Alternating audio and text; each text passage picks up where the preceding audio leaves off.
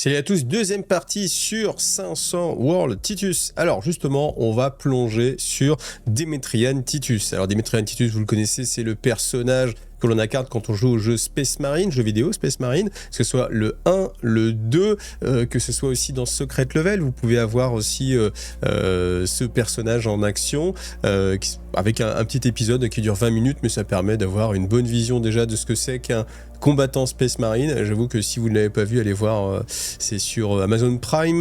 Je crois que si vous avez Amazon Prime, c'est une chaîne qui est gratuite. Enfin, vous trouverez ça, je n'en doute pas. En tout cas, là, eh bien, il a plus que gagné en galon parce qu'il est maintenant capitaine de la deuxième compagnie des Ultramarines. Et avec ce grade de capitaine, il a aussi obtenu un titre honorifique, mais qui n'est pas que honorifique, il est le maître du guet. Le maître du guet, c'est celui qui est censé, plus que censé, c'est celui qui est chargé de la défense des portes d'Ultramar. Et étant donné que dans 500 mondes, le but c'est de faire grandir le royaume d'Ultramar, de retrouver sa valeur d'antan en fait, même si on l'a vu dans la première vidéo, c'est pas exactement au sens propre 500 mondes, ni ceux qui étaient à l'origine présents dans le royaume d'Ultramar à l'époque de Robout Gliman. On va essayer de faire grandir et d'avoir une attitude expansionniste. Le principe, c'est que plus les mondes sont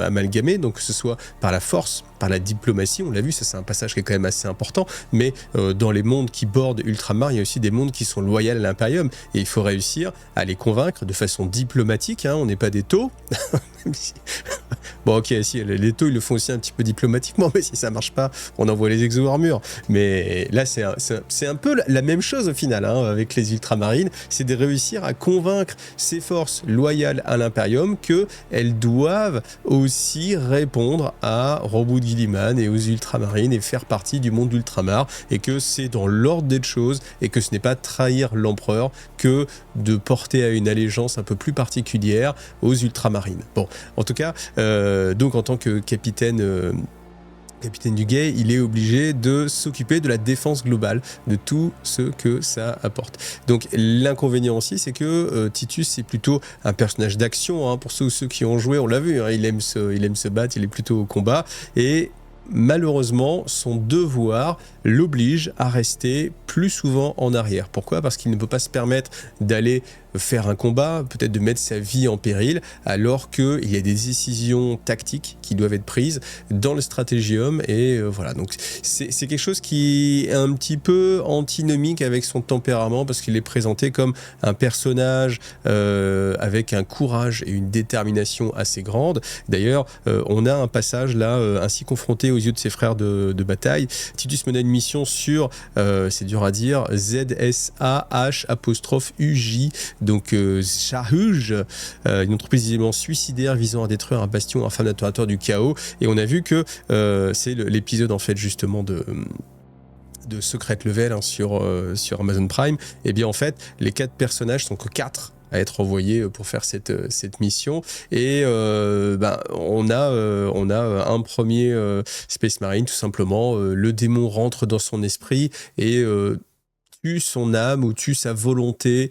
Ensuite, c'est Metorus, sergent Bladeguard, qui lui aussi tombe avec les visions qu'il a de ce démon. Et quand le démon arrive pour s'occuper de Titus, eh bien Titus, lui, résiste et le découpe tout simplement, et réussit à, comme ça, accomplir la mission de par uniquement... Non, encore... Pardon, j'ai du mal à le dire, mais non pas encore à cause de ses prouesses martiales, mais de par sa volonté et le sens du devoir qu'il peut avoir, accomplir la mission quoi qu'il arrive.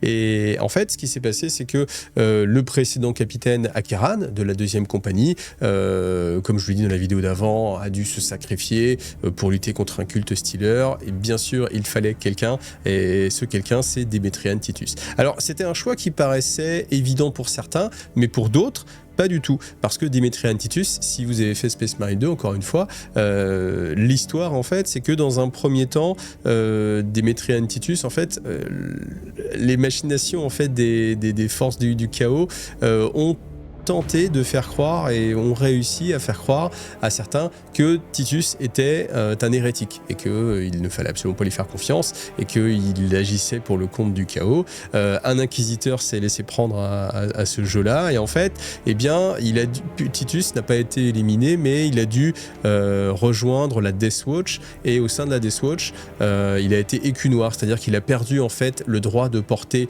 l'iconographie des ultramarines, il a perdu son existence en fait, on ne savait pas que c'était Titus, on savait juste que c'était un écu noir, voilà, il a perdu le droit d'exister en tant que personne pour simplement servir l'humanité et contre toute attente, quasiment, il a survécu et c'est ce qu'on voit au début de Space Marine 2. Il se bat contre les Tyrannides en tant que membre de la Death Watch. Il réussit à survivre. On se demande aussi comment un combat contre un Carnifex. Voilà, c'est un passage aussi où c'est un peu à la Marnus Calgar. Tu fais, mais attends, il aurait dû se faire découper en deux, simplement. Mais bon, c'est Titus, donc il a été reconstruit en Primaris. D'accord, donc c'est le Rubicon Primaris aussi pour lui, il a réussi à survivre comme ça, et tout au sein justement de Space Marine numéro 2, vous le voyez, il a l'assentiment à la fin de Marnus Calgar qui reconnaît son talent, sa bravoure, et de fil en aiguille, voilà, il regagne un petit peu des galons, et puis jusqu'à arriver capitaine de la 2e compagnie des Ultramarines, ce qui est quand même une montée en grade qui est assez impressionnante. Donc voilà, depuis maintenant, eh bien, comme je vous l'ai dit, il est plutôt en réserve, donc il va essayer de coordonner en fait les différentes défenses, tout en sachant que, bien entendu, il va aussi chapeauter la défense de tout Ultramar, donc des chapitres remparts, ceux dont je vous ai parlé dans la précédente vidéo, où vous avez les Nova Marines, les Doomegul, et ils vont devoir suivre. Alors, bon gré, hein, on l'imagine bien, hein, on imagine bien que c'est pas une lutte d'influence, mais en tout cas ils vont suivre les directives du capitaine Titus. Alors on parle après des armes de défense, donc les armes de défense que possède Titus pour accomplir son œuvre. Donc on va pas parler juste de son bolter, de son épée ou de son armure, mais de son navire amiral. Alors le navire amiral comme en avant, c'est un Strike Cruiser Space Marine, le Juste Fureur. Et alors je me demande si c'est typiquement le vaisseau dans lequel on est dans le jeu Space Marine. Il y a tellement de liens, et Space Marine 2, il fait tellement partie maintenant du lore de Warhammer 40 000 que... alors c'est déjà arrivé, mais je pense que vous avez des gens qui font « Ah, regarde, ils ont fait un jeu, ils ont fait des figurines sur le jeu Space Marine, trop cool !» Et c'est vrai que des fois, c'est ça, c'est le produit dérivé qui prend le lead dans la croyance populaire. Et là je me demande si, encore une fois, ce vaisseau, alors le Juste Fureur, vous me direz peut-être, moi je me rappelle plus, est-ce que c'est le vaisseau qu'il y a dans Space Marine ou pas? Voilà. En tout cas, on le met bien en avant, on dit que c'est un Strike Cruiser qui a été modifié, donc il a des générateurs à plasma plus gros, il a des baies de lancement surgonflées, donc ça lui donne un atout spécifique pour pouvoir lancer plus d'appareils et d'avoir la domination aérienne, de pouvoir ensuite envoyer une force triée sur le volet. L'élite des ultramarines sont avec Titus. Alors c'est assez logique hein, dans l'utilisation de ce vaisseau. Alors, ce vaisseau n'est pas tout seul, il est au sein d'une petite flotte. On n'a pas le détail exact. On aurait pu avoir le détail exact, hein, parce qu'il le donnait dans comment ça s'appelle, les Arches Fatidiques. On avait souvent le détail exact. Là, on n'a pas le détail. On sait juste qu'il est accompagné de vaisseaux d'escorte, d'appareils de ravitaillement, de l'Adeptus Mechanicus. Bon, ça fait pas trop rêver.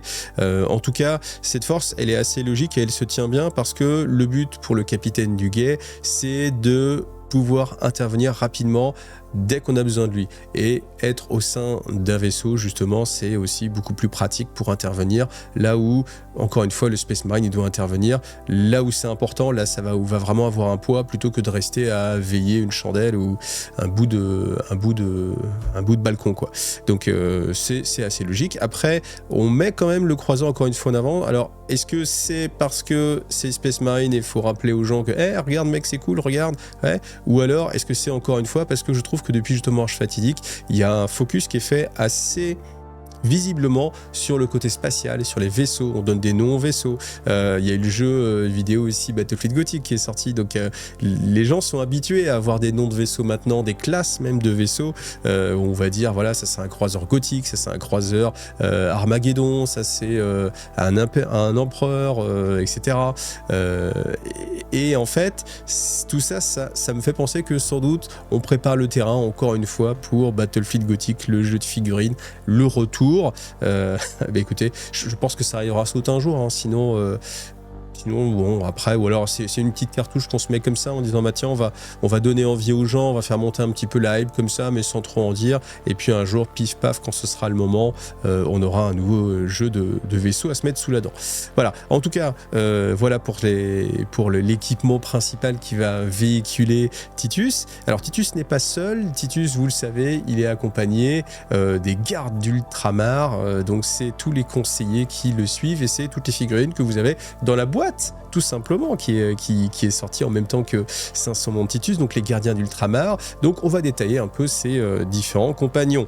Premièrement, on a le doyen Gabriel. Alors évidemment, Gabriel, il est issu aussi de Space Marine 2. Encore une fois, c'est un peu difficile hein, de passer à côté. Ce qui est intéressant, c'est que c'est un personnage où on a connu un peu toute l'histoire de sa rencontre avec Titus, étant donné qu'il le rencontre dans Space Marine numéro 2. Alors au début, ce qui est assez intéressant, c'est qu'il a un peu de méfiance, il prend un peu de recul vis-à-vis de lui, et en fait c'est quelque chose qui est mis en avant ici dans le lore pour nous dire, alors Gabriel est le doyen de la deuxième compagnie, c'est assez étonnant parce qu'il est très jeune, malgré son âge de Space Marine, il est quand même jeune pour être doyen, mais c'est sur recommandation, pistonnage de Titus qu'il est arrivé à ce poste-là. Alors certains trouvent qu'il est trop jeune et que c'est une erreur de Titus, mais Titus en fait lui, ce qui compte pour lui, c'est les conseils qu'il va pouvoir lui donner, nous dit-on, conseils exprimés sans embâge, que pour ses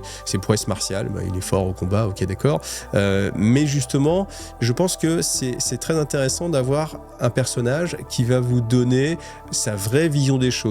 Alors avec un respect bien évidemment hein, qui est dû au titre de capitaine, mais toujours en étant capable de pointer du doigt les choses qui ne vont pas, parce que quand vous avez un conseiller qui peut-être ne vous a pas connu ou peut-être vient juste de vous rencontrer ou que vous ne connaissez pas, il va avoir des réserves en fait, c'est-à-dire mais des réserves dans le sens il va pas dire forcément ce qu'il pense.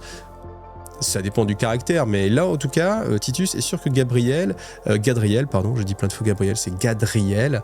Gadriel va dire les choses et il va dire, écoute, je pense que là, tout capitaine que vous soyez, je ne pense que c'est pas le bon choix. Et c'est important en fait d'avoir un contrepoids en fait, quelqu'un qui va venir contester vos décisions, même si vos décisions sont bonnes, ça permet de les remettre un petit peu sur la table et puis dire est-ce que c'est vraiment la bonne chose à faire, oui, non, pourquoi pas. Donc c'est intéressant qu'il soit à ce poste-là. Ensuite, l'autre Space Marine, c'est le sergent vétéran Metorus. Alors Metorus, vous l'avez eu aussi bien en avant dans le film, hein, la petite série Secret Level là, sur Amazon Prime. Ce qui est intéressant, c'est que Metorus, c'est le mentor, c'est celui qui a formé Titus, c'est celui qui l'a recruté, celui qui lui a appris à se battre, et celui qui le suit depuis maintenant 400 ans, parce que voilà, c'est un des plus vieux Space Marines encore en activité, au sein des Ultramarines et même au sein je pense, de l'ensemble de l'Imperium. Donc il a fait, c'est les petits clous que vous avez, c'est 100 ans de service actif pour les Space Marines. Donc là, Metorus, 4 clous, 400 ans de service. Est-ce qu'un Space Marine peut vraiment résister à 400 ans je ne sais pas. En tout cas, ce qui est assez intéressant, c'est que malgré le fait que l'élève ait dépassé le maître et que maintenant Titus soit capitaine alors que lui reste sergent, donc sergent Bladeguard, il a toujours confiance en lui, bien évidemment, et surtout, il n'y a pas d'animosité en fait, il n'y a pas de jalousie, il n'y a pas de rancœur, parce qu'il sait que Titus est sans doute la personne qu'il fallait à ce poste-là, parce qu'il a une détermination sans faille. C'est ce qu'on voit en fait encore une fois dans le petit épisode de Secret Level, c'est cette détermination et cette foi inébranlable qui fait que Titus a sa place de capitaine de la deuxième compagnie. Maintenant, il y a quand même une réserve. On nous dit Métaurus a quand même une réserve vis-à-vis de Titus. C'est pas sur ses capacités, mais c'est vraiment plutôt sur jusqu'où il est prêt à aller. Parce qu'il pense qu'il est prêt à aller peut-être trop loin. Les Ultramarines ont vraiment à cœur de défendre l'humanité. C'est pas uniquement l'Imperium, c'est-à-dire c'est pas uniquement la structure, on va dire juridique, mais c'est vraiment l'humanité. L'Imperium, c'est l'humanité, donc il faut défendre l'humanité. Et quand on dit défendre l'Imperium, pour un Ultramarine, on pense défendre la vie humaine. La vie humaine a de l'importance, plus que le gouvernement. Et pour les Ultramarines, eh bien, Métaurus a l'impression que peut-être Titus, de par sa détermination et son sens du devoir, il serait prêt peut-être à faire des choses qui froisseraient un petit peu cette conviction que la vie humaine est importante. Et il a peur que justement, maintenant qu'il a acquis une grande puissance militaire avec justement toutes les forces de la 2e compagnie, il aille un petit peu trop loin. Donc si on nous le met là, je pense que c'est quelque chose qui va ressurgir un petit peu plus tard. Donc jusqu'où sera prêt à aller Titus, et bien écoutez, on le verra sur la suite des vidéos. Mais c'est intéressant qu'il y ait aussi là un petit contre-coup en fait. Vous voyez, on n'a pas tout n'est pas propre. Moi j'aime bien quand il y a une sorte de contre-coup. Vous voyez, on a Gadriel, alors il le connaît depuis longtemps, mais il va pas hésiter à lui dire des choses. On a Métaurus, c'est pareil, c'est lui qui l'a formé, mais il a un petit peu peur qu'il aille trop loin. Vous voyez, comme ça casse un peu l'image trop poli, trop magnifique en fait d'un personnage, et puis ça le rend alors un peu plus humain, j'allais dire, même si c'est un post-humain. Alors pour les autres personnages, donc là on les découvre, à ma connaissance, j'en avais pas entendu parler avant, alors peut-être qu'ils existaient avant, vous me direz en commentaire, n'hésitez pas encore une fois à faire ce retour, moi je vous le dis franco, j'aime bien quand il y a aussi des éléments qui sont apportés, je ne prétends pas tout connaître du lore de 40K, donc au contraire, ça me fait plaisir quand j'en apprends aussi à travers les commentaires. Donc on a Gaius Silva, et on va reparler du côté flotte spatiale. Donc en tant que commandeur de la flotte de défense d'Ultramar, Gaius Silva commande des formations entières de vaisseaux pour soutenir les Ultramarines. Parfois, il est amené au combat à côté d'éléments de l'Armada Ultima. Alors l'Armada Ultima, ça me parle pas trop. On imagine que c'est la flotte principale de... Alors est-ce que c'est Ultima, Ultramarine, je sais pas, l'Armada Ultima, alors je sais pas, ça me parle pas. Si là vous avez l'info, moi je suis preneur. Est-ce que c'est l'Armada principale du segment Ultima, je ne sais pas, vous me direz, où on prend la tête. Commandant naval émérite, Silva est également devenu un expert dans la gestion des tensions qui naissent lorsque des équipages humains doivent obéir aux ordres inflexibles et parfois cruels de l'Adeptus Astartes. Ça c'est vraiment intéressant, parce que encore une fois, moi j'ai lu tellement de fois il est trop fort, il est trop badass, etc. et que des trucs qui perdent un peu du sens, encore une fois, parce qu'on est trop dans de l'expandable. Vous voyez, encore une fois, c'est bof. Là, je trouve que c'est intéressant parce que on souligne quelque chose de concret et de réel. Et là, depuis que je lis ce tome de 500 mondes, je suis assez content parce qu'à chaque fois, ça rebondit sur quelque chose de réel, à savoir que, en effet, un Astartes, quand il va donner des ordres, il attend à être obéi d'une certaine façon et il va exiger des choses qui sont au-delà de ce qu'un humain, même entraîné, peut réussir à lui donner. Et en fait, lui, il est expert justement, Gaius Silva,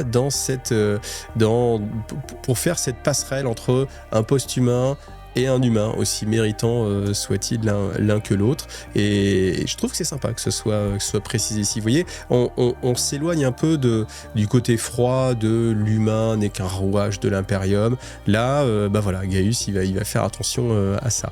Ensuite, on nous dit que, je passe un peu, mais il a pris son commandement sur le cuirassé de classe Empereur, sacrement de la magnificence. Vous voyez, là aussi, on met un petit peu un nom de classe de vaisseau, comme je vous le disais juste avant, donc ça fait plaisir que ça revienne là. Et puis on nous dit qu'il est caractérisé par un calme glacial, même dans les situations les plus désespérées, et il reste imperturbable, autant devant la puissance de feu terrifiante d'une flotte ennemie que face à la colère explosive d'un amiral de la Navis Imperialis qui serait vexé.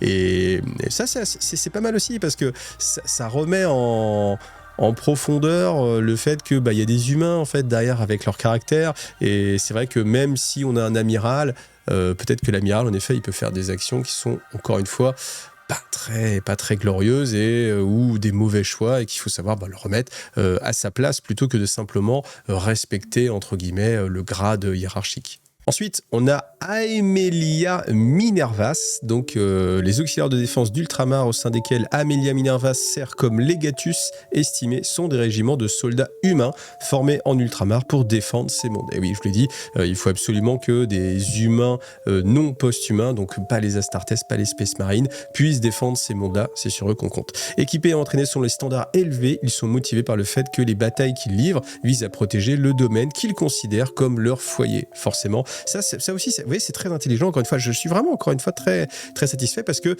à chaque fois, ce qu'on fait, c'est que, d'habitude, dans l'Astartes, on prend en fait des humains sur différents mondes de recrutement. C'est la dîme impériale, c'est l'impôt que chaque gouverneur planétaire doit payer à l'Imperium. Et on les envoie se battre ensemble, un peu n'importe comment, peu importe s'ils ne parlent pas la même langue, mais peu importe si leur doctrine militaire diffère, peu importe si ce sont des combattants de Valhalla qui sont habitués à se battre dans les glaces et qu'on va les emmener dans un désert aride.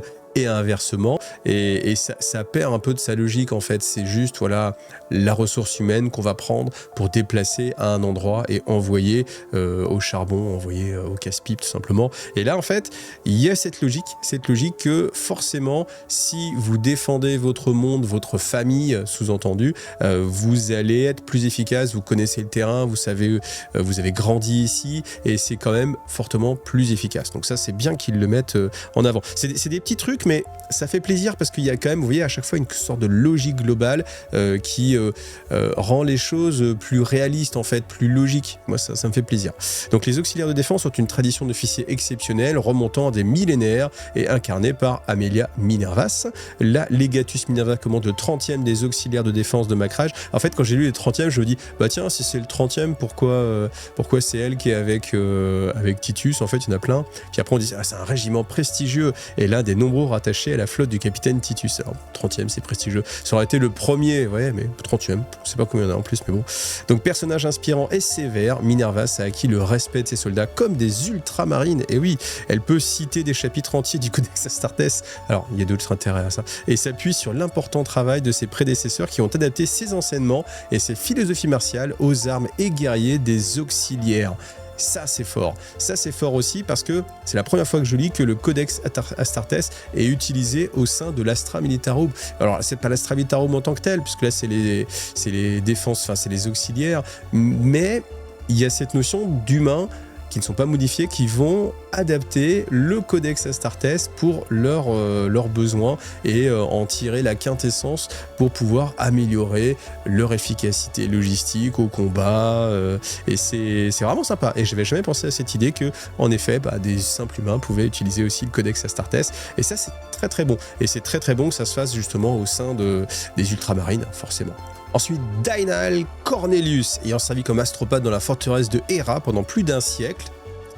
Ça doit être long aussi, un siècle à envoyer des missives astropathiques, c'est dire s'il avait une bonne capacité psychique. L'adepte Cornelius a largement fait la preuve de son talent et de son endurance, ça c'est clair. La clarté de ses transmissions ne souffre aucun égal et sa détermination à envoyer ses missives à travers les pires conditions empyréennes est à la hauteur du sens du devoir des ultramarines. On se rappelle que depuis l'ouverture de la cicatrice Maledictum, il est quasiment impossible de faire une communication astropathique et que les communications astropathiques se font au détriment de la vie des personnes qui le font et des psycheurs. Et là, du coup, c'est vrai que tu te dis, lui doit être plus que résistant pour réussir à continuer à le faire. Et peut-être aussi que c'est un élément du lore qui a été mis un petit peu de côté, qui a été mis au début en mode... Comme je vous disais dans une autre vidéo, on ne peut pas lever les yeux au ciel parce qu'on risque d'être corrompu par le chaos, parce que l'on voit la cicatrice Maledictum. Et en fait, après, on met ça un petit peu de côté parce que c'est vrai que c'est un petit peu trop gênant. C'est pareil, on ne peut plus utiliser de psycheur parce que dès qu'un psycheur utilise son pouvoir, il est grillé. Et enfin, les énergies du warp se déversent en lui, etc. Donc c'est trop dangereux. Et là, lui, il a l'air de pouvoir continuer à le faire avec une grande efficacité. C'est pas fini. Mais malgré sa valeur évidente, l'adepte Cornelius est assez peu apprécié. Sa personnalité personnalité déjà caustique s'est vu doublé d'un humour noir comme le néant par les horreurs qu'il a vues et par la proximité constante de la mort. En effet, je pense que c'est eux qui risquent le plus souvent leur vie, même en restant bien cloîtrés chez eux. Cornelius a en plus plusieurs reprises été accusé de conduite inappropriée et de manque de respect envers les ultramarines comme envers les officiers de haut rang. La capitaine Tidus protège l'astropathe des conséquences politiques de ces incidents car il voit à travers l'écran de fumée du comportement de Cornelius. Derrière cette attitude se cache une dévotion absolue envers le royaume d'Ultramar qui n'a d'égal que celle de Titus. Voilà. Mais encore une fois, vous voyez, un personnage, ils réussissent avec quelques mots à donner un peu de profondeur au personnage. Donc on l'imagine bien, vous voyez, bon après c'est un peu, j'allais dire caricatural, mais j'ai même pas envie parce que c'est quand même pas mal, je préfère ça que l'astropathe de base. Enfin, vous voyez, il y a un petit peu de corps quand même, donc je trouve que c'est intéressant. Est-ce que ça va se confirmer sur le dernier personnage? On va voir. Donc c'est Lucia Vesta. En tant que plénipotentiaire d'Ultramar, Vesta jouit de l'autorité de seigneur commandeur Roboute Guilliman. En avant-garde de l'expansion d'Ultramar, sa tâche est d'employer ses exceptionnels talents de négociatrice pour amener des mondes réticents dans le giron du vaste Ultramar. Donc là, les mondes réticents, hein, c'est vraiment tous les fidèles serviteurs de l'Imperium qui versent déjà la dîme impériale, comme on a déjà parlé, et les ultramarines viennent en disant hey, bonjour, vous voulez faire partie du royaume d'Ultramar, c'est bien, on va vous défendre si jamais vous êtes embêtés. Par contre, bien sûr, maintenant, faut aussi fournir un petit peu des forces au royaume d'Ultramar, mais faites toujours partie de l'Imperium. C'est vrai que dit comme ça peut être un peu compliqué, donc il faut des talents de diplomate, et c'est justement le rôle de Lucia Vesta. Donc son talent, son génie dans ce domaine a plus d'une fois permis d'éviter la nécessité de faire appel aux forces de Titus. Et là aussi, hop, on se rappelle un petit peu ce que je disais sur les taux qui négociaient jusqu'à un moment donné où on passait en mode armée. Là, j'ai l'impression que ça va être la même chose avec l'Imperium, hein. La nécessité de faire appel aux forces de Titus, c'est-à-dire que si vraiment on n'y arrive pas par la voie diplomatique, on va utiliser la force. Donc voilà, bien que Vesta jouisse d'une ruse politique et d'un fameux talent oratoire, elle peut très aisément se montrer aussi intraitable et impitoyable que n'importe quel général quand la situation l'exige. Son talent pour les joutes oratoires et la diplomatie lui permet également de déceler la moindre faiblesse d'un adversaire, ainsi que la plus petite trace de mensonge ou de dissimulation lors de ses négociations. C'est une diseuse de vérité. C'est pour cette raison que le capitaine Titus inclut souvent Vesta dans ses conseils de guerre. Son point de vue unique et son attention aux détails se sont maintes fois montrés précieux et ont valu à la plénipotentiaire le respect de la deuxième compagnie. Et voilà. Et voilà. Donc on a quand même un personnage, voilà, avec pas mal de recul aussi. Donc bien sûr, on a une Dream Team, hein, on a l'excellence de la crème des meilleurs, mais c'est ce qu'il fallait, hein, pour rejoindre justement cette boîte, pour être sélectionné dans la boîte de Titus. Ensuite, vous allez avoir un focus sur les différentes zones, donc les cadrans, les 4 cadrans en fait d'Ultramar, avec à chaque fois le tétrarque qui va les commander. Donc on va commencer avec le front Vespator. Donc c'est pas grand chose, je vais vous le dire, c'est assez rapide. Donc c'est le quadrant oriental d'Ultramar est gouverné par le tétrarque Decimus Andronius Félix du monde de Vespator. Ses armées massives ont pour mission de reconquérir au nom de Guilliman une gigantesque nébuleuse de sous-systèmes interconnectés, ce qui fait du front Vespator le plus dispersé des 4. Une grande partie des systèmes devant être reconquis ou assimilés. Sur ce front compte plusieurs mondes impériaux cruciaux dont les capacités de production industrielle ou agricole seront un jour essentielles au fonctionnement du vaste Ultramar. Donc on sent, hein, ce côté encore une fois où va falloir négocier, et puis oui, bien sûr tu es attaqué par le chaos, les xénos et les hérétiques, mais non, mais rejoins plutôt la grande famille d'Ultramar, tu verras, tu seras un petit peu mieux. Ensuite on a le front Protoss. Alors ça s'écrit avec un seul S, hein, pour pas confondre avec les Protoss, même si il y a un monde qui s'appelle Talassar qui me fait penser un peu à Tassadar. Bon, je ne sais pas, coïncidence ou peut-être clin d'œil, je ne sais pas. Donc le tétrarque des étendues occidentales d'Ultramar est le capitaine Balthus des Doom Eagles, qui siège depuis le monde de Protoss. Le front sous sa responsabilité a déjà acquis une sombre réputation et est surnommé le front hanté à demi-mot par les gens superstitieux. Des menaces surnaturelles prolifèrent dans ces régions sinistres. Les mondes reconquis refusent de rester soumis et subissent si souvent des soulèvements ou catastrophes soudaines qu'il est difficile d'y voir le fruit du hasard. La réaction de Balthus fut d'augmenter la vitesse et la férocité de sa reconquête, comme pour tenter d'abattre la résistance du front Protoss. Donc Voilà, on n'en sait pas plus. Alors après, c'est quand même un petit peu, vous imaginez, bon, si on imagine qu'il y a 500 mondes, on imagine que c'est réparti par 4, c'est facile, ça fait 125 par endroit. Qu'il y ait quelque chose de si cohérent sur l'ensemble d'un tétrarque, je sais pas, d'un cadran en tout cas, c'est... Est-ce que, voilà, bon après on peut imaginer... Alors l'idée c'est que c'est aussi... c'est comme un peu pour la présentation des chapitres remparts. À chaque fois, pour vous décrire les choses en quelques mots, on va axé sur un élément, genre par exemple je sais pas, les Nova Marines, ils aiment les frappes orbitales, bon voilà, c'est tout, mais c'est vrai que du coup c'est un peu succinct, et pour quelque chose, une force aussi conséquente qu'un chapitre Space Marine qui est constitué de plusieurs compagnies, avec des compagnies d'avant-garde, des compagnies d'artillerie, des compagnies de reconnaissance, etc., etc. Bah forcément, c'est un peu réducteur. Là, je pense aussi que c'est un petit peu réducteur. En tout cas, on a juste à côté une petite image avec la planète Falcus Beta qui est reconquise, et on a des petites infobules avec marqué contact avec les patrouilles perdues, alerte, autre alerte, activité du culte du chaos en hausse, alerte, garnison insuffisante, voilà, bon, pas plus d'informations, on en saura peut-être un peu plus après. Ensuite, on a le front Andermung, donc le capitaine Portan des Doomhegel gouverne le quadrant méridional depuis le monde d'Andermurg, et il est donc désormais responsable du front éponyme. Bien que ce soit techniquement la plus petite zone du projet de reconquête, les itinéraires warp de ce front sont changeants et labyrinthiques, et nombre de ces planètes ne sont accessibles qu'en suivant un trajet alambiqué ou à la faveur d'un alignement céleste bien précis. Ça, on arrive. Oui, bah alors attends, parce qu'il faut attendre que la planète soit là et là. Dans 12 ans, à peu près, on peut envoyer le vaisseau. Au mieux, au mieux. Okay.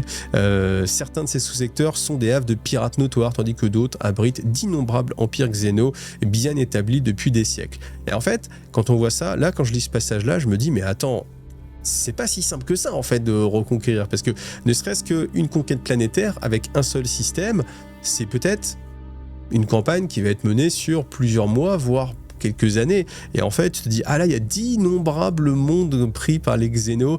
On imagine aisément que c'est pas en envoyant un détachement de Space Marine que ça va suffire à reconquérir la planète. Donc tu te dis, ah, c'est vrai que ça a l'air quand même assez costaud. Voilà.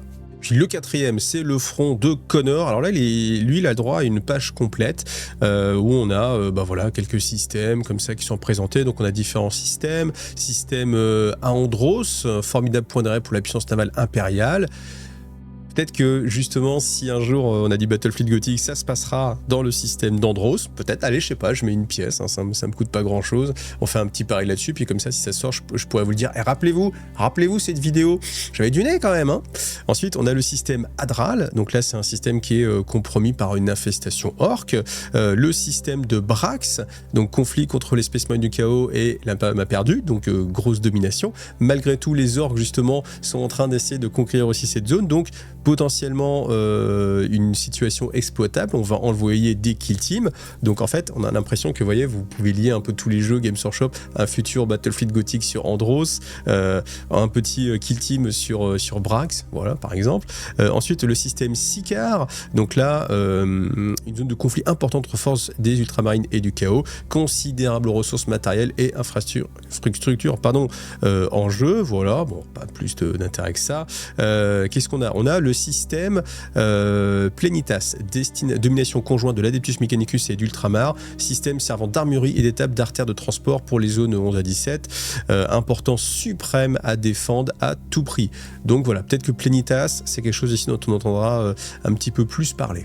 Ensuite, pour finir, on a une double page avec un système voilà, on voit quelques planètes, bon, très proches, hein, c'est une représentation un peu stylisée. Donc, on a d'un côté, donc c'est le système de Heliodras. D'un côté, on va nous parler des Nécrons. Alors, on nous rappelle qui sont les Nécrons. Les Nécrons régnaient sur la galaxie il y a des millénaires, dans une époque lointaine et oubliée. Et puis, ils sont partis en sommeil, enfouissant leur cité nécropole sous la surface des planètes, en attendant que l'époque leur soit plus propice. Cette époque a l'air d'être arrivé et les mondes nécropoles ressurgissent à chaque fois, créant d'immenses vagues de destruction, que ce soit de par tout simplement l'apparition de la cité nécropole, hein, qui sort de terre et qui crée des tremblements de terre et qui détruit tout ce qui a été construit au-dessus d'elle. Et souvent, il y a une corrélation parce que si la cité nécropole a été placée là, c'est parce qu'il y avait peut-être un richement, enfin des riches gisements, des riches gisements, voilà, merci, des riches gisements en minéraux, et que forcément c'est aussi pour ça que peut-être l'Imperium a décidé de s'établir ici, ou les autres colonies aussi, avant de l'humanité, avant que ce soit l'Imperium. Donc c'est assez logique et cohérent que des lieux qui soient propices à l'établissement de la vie et soient aussi des lieux qui soient propices à l'édification de cités nécropoles pour les nécrons. Donc les nécrons bien sûr se réveillent, à chaque fois c'est destruction, difficile de combattre en effet cet ennemi, parce que aussi bien sous le sol on a ces cités nécropoles qui remontent, et aussi dans l'espace on a les vaisseaux aussi qui surviennent du vide avec les androïdes immortels et qui se réveillent et qui obéissent au seigneur Nécron et ainsi de suite. Donc on a cette domination. Donc là on n'a pas grand chose à dire. Simplement que il y a dans les mondes qui sont signifiés par Obud Gliman comme devant faire partie des 500 mondes, on a des mondes qui, on le sait, donnent des traces de mondes nécropoles. Donc sans doute on a vu quelques nécrons, ou sans doute il y a des signes extérieurs, des monolithes ou que sais-je. Donc forcément ça va être compliqué pour dire qu'on va se battre un petit peu contre eux. Et de l'autre côté de la page, on a la menace tyrannide, où on nous rappelle que depuis plusieurs siècles, c'est une menace pour la galaxie dans son ensemble. C'est une cause probable de l'extinction de l'humanité, étant donné que c'est un ennemi qu'on ne peut pas contrôler, c'est un ennemi qu'on ne peut pas raisonner, il ne peut pas y avoir de diplomatie. Le seul but, c'est la fin, l'assimilation de la biomasse. Donc forcément, dès qu'un monde est touché par une invasion tyrannide, c'est très difficile de le sauver, parce qu'il ne suffit pas en fait de combattre les tyrannides qui sont dessus, mais comme les tyrannides absorbent l'essentiel de la biomasse, même si on réussit à vaincre une flotte ruche qui est en train de se battre, ça dépend à quel moment de l'assimilation de la planète, mais on va quand même le risque majeur que la planète soit stérile derrière. Donc et puis surtout, si on n'est pas là au moment où la planète se fait assimiler ou juste avant, une fois que la flotte ruche est passée dessus, je sais pas combien de temps une planète met pour être assimilée. Ça, c'est une bonne question d'ailleurs, je ne sais pas. Si vous savez combien de temps met une flotte ruche, alors évidemment ça doit dépendre de la taille de la planète, on est d'accord, mais avoir un ordre d'idée, si c'est genre quelques jours ou si c'est quelques mois, voire années, ça m'étonnerait quand même, mais voilà, en tout cas, faut bien se rendre compte qu'une force d'occupation comme les orques viennent sur un monde, tac tac tac, ils construisent, ils se battent, ils s'en vont, ils reviennent, mais en fait la planète reste viable, et il suffit de débarrasser les orques pour qu'on puisse reprendre la planète, alors qu'une planète qui a été assimilée par la flotte ruche, derrière c'est un monde mort. Il n'y a plus aucune raison d'aller dessus. Alors peut-être après pour les minéraux, peut-être on peut se dire ça peut rester, mais si vous cherchez un agrimonde pour nourrir un peu la population de l'Imperium, la menace tyrannide est énorme, parce qu'elle assimile des mondes qui après ne reviennent jamais dans le giron de l'Imperium. Donc on nous rappelle que cette menace est très présente. On nous rappelle aussi que Ageman et Titus se sont battus justement dans le Segmentum Pacificus pour essayer, une fois que les guerres de la peste ont été terminées sur Ultramar, de venir défendre le Segmentum Solar, parce que ça s'est passé à ses portes. Donc la grosse bataille sur Bastior, et que maintenant qu'ils sont aux portes d'Ultramar, ils se battent aussi, parce que on nous dit que les tyrannides profitent des petites failles de défense qu'il peut y avoir. Alors j'ai un peu aussi du mal à imaginer cette notion de petite faille de défense qui serait exploitée par des flottes ruches. Pourquoi pas, mais pourquoi pas. Moi, je préfère l'idée plus puissante de une flotte ruche, avec des vrilles qui se déploient, plutôt que... Je sais pas, après voilà, c'est en tout cas pour imaginer les choses, et pour dire que on a la menace tyrannide, on a la menace Nécron. Alors on parle un petit peu des orques, histoire de dire qu'ils sont là.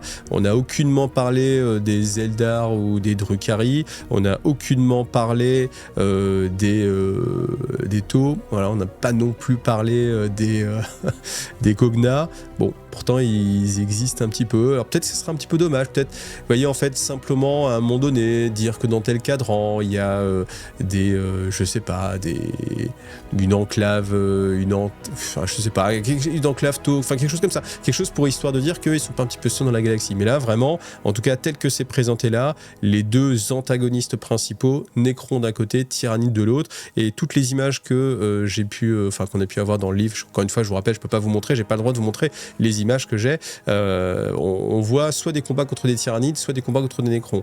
Donc, est-ce que dans le lore, par la suite, je commence à le penser maintenant, on va avoir plus de combats avec les Tyrannides, ce qui me ferait assez plaisir, même si pour l'instant on nous a surtout parlé des Necrons et c'est surtout les Necrons qui sont mis en avant, on va peut-être avoir quelques petits passages sur les Tyrannides. Voilà, je m'arrête là pour l'instant, merci à tous ceux qui ont vu cette vidéo, vous trouvez les prochaines en avance sans pub sur Tipeee, donc n'hésitez pas à me soutenir sur Tipeee si vous voulez avoir la suite assez rapidement, et puis voilà, sinon merci à vous quand même, pensez à liker, à vous abonner, toujours le même train-train quotidien, et puis à soutenir la chaîne. Allez, gros bisous à tous et à bientôt. Salut, bye.